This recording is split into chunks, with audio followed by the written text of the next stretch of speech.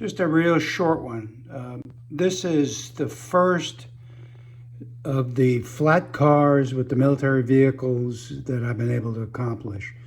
Um, reason reason is, first of all, you got to paint the flat car. Then I printed a wooden deck to go on top of it. Of course, the vehicles had to be decaled, and those took a fair amount of time.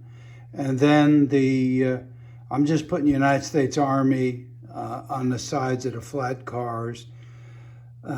Those decals I had custom made probably 10 years ago, and they have to be trimmed just above the letters. They're not like they come from microscale.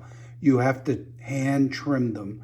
So it takes several tries to get them to fit properly. So I have a second flat car that's back in the house that's I'm trying to get finished today, and that one I'll put the bomb loads on it. But I've got decals on the tanks, and you can see there's one on the front and two on each side. So there's a total of 5 decals. Took some time.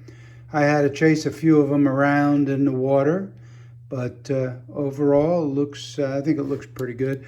I've just wanted to show this to you, and I'll have more that are in work. All the vehicles I said are done.